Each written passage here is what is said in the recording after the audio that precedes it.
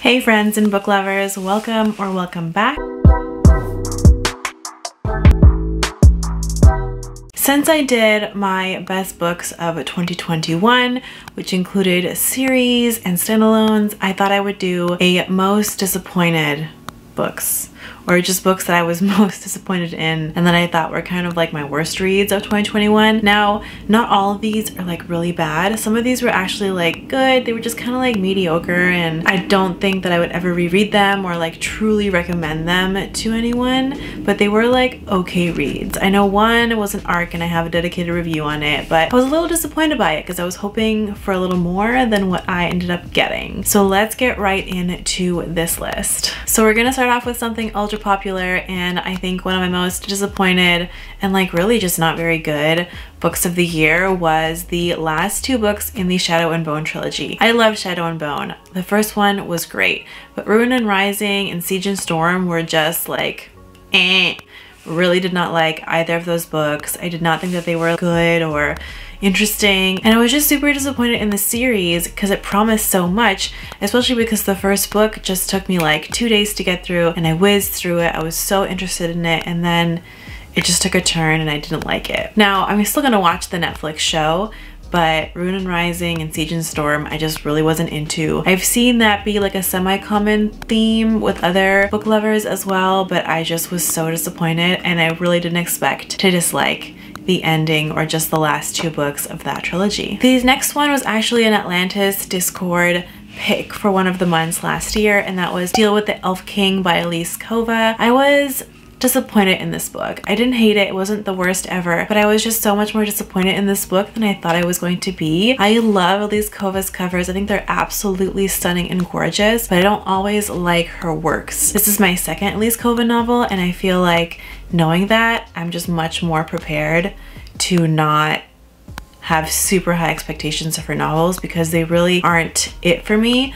However, I think they would be really great for younger readers. I think for readers that are in middle school, they would be perfect for. But for someone like me, even though I do enjoy middle grade and YA, it just doesn't stick the landing with more of an adult frame of mind. So unfortunately, though the cover is gorgeous and the premise of the story is really interesting, it just wasn't it for me. It felt more like a fairy tale, which is okay, but it was just too on the surface for me to really enjoy it. This next one is one that is also just more disappointing. It's still like a beautiful story, but my expectations were really not met with this book. So I'm gonna include it on this list because I was kind of disappointed in it. I really thought I would love it, and I didn't. I thought the writing was really beautiful, the prose was really beautiful, and the premise of the story was beautiful, but there was something lacking in the characters. I felt like the characters were really like maybe petty. There was just something missing for me, and it just didn't feel like really thorough, fleshed out characters in the way that I would expect from someone like this. And that is The Invisible Life of Addy Leroux by V.E. Schwab.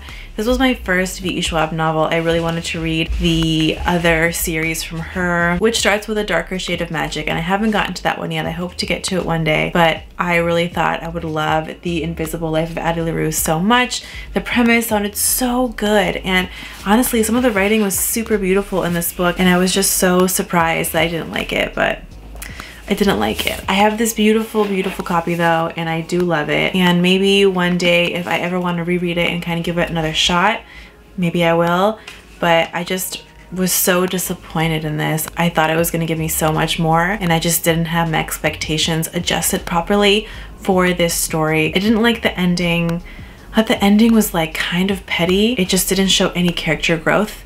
And what I really love seeing in a character is like their arc of growth, or just like an arc of total villainy because of an interesting background. But there was nothing in this. It was like the character kind of stayed stagnant, and that really was so disappointing for me because that's not realistic, but also it doesn't really make a lot of sense for a character to not just go anywhere. And I was so saddened by that. And I think had that been different in the story, I would have liked and been less disappointed with this one. I know it's someone's favorite. I know it's probably a lot of y'all's favorite, and I'm really sorry.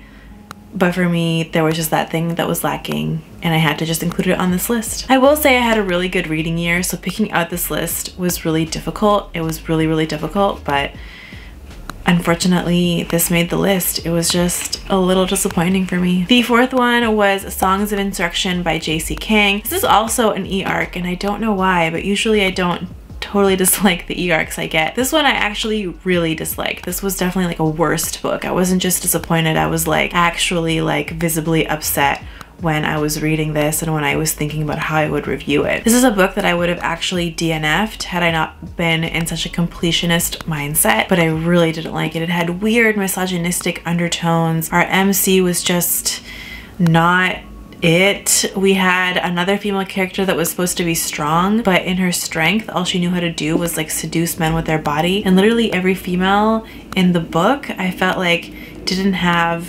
any substance to her. She was either a damsel or an over-sexualized female, and that was really bothersome, and I just didn't like any of the story. Most of it didn't make a lot of sense. It was easy to get lost in it. I thought at first it was really compelling, but I just couldn't get past so many of that underlying misogynism and hatred and fear and like xenophobia. It was just not for me. There are other issues with it that I think more thorough reviews on Goodreads will be able to better explain. It's been a while since I read that, and I definitely try to scrub that from my mind, but it is not one that I would ever recommend to anyone. I was so disappointed because again, it's beautiful and it just sounded like right up my alley, and this author has so many different series, but I just really didn't like that one. I would also really hesitate because of the undertones to ever try another book by this author, seeing as how there were just so many bad undertones, and it's just really a negative type of book to read as a female reader. I was just so disappointed with that, and honestly, out of this list, that's actually just like the worst book. That's like my #1 top worst book of last year. And I wasn't just disappointed, like I said, I was actually really upset by it. And I wish I had DNF'd it.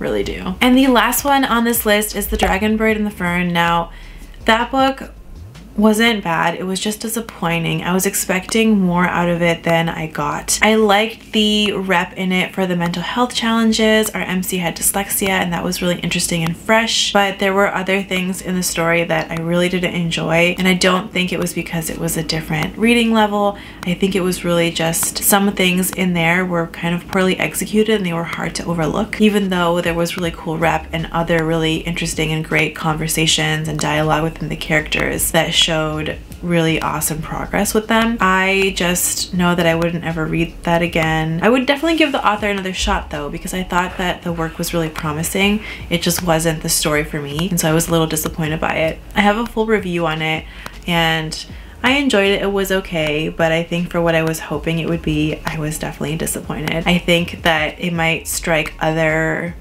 readers differently, but I think for me it was just not my absolute favorite, and it was more disappointing because I went into it with higher expectations. And of course, this list is a list of me going into books with really high expectations and not getting my expectations fulfilled, and so those are the books that are disappointing. So who's to say if some of these books are actually really bad, except Songs of Insurrection, that one is actually just really bad, or if I just went in to these with really high expectations versus actually them being lower than the hype. But some of them definitely had a lot of hype around them, and some of them I just needed to adjust my expectations for my own self. It's hard to know when your expectations are too high for a book and when they're just right. So sometimes they're just too high and I just get too excited, and sometimes a book just blows through my lower expectations. So unfortunately, these are the 5 books that I didn't have a great time with last year. They were not at the top of the list,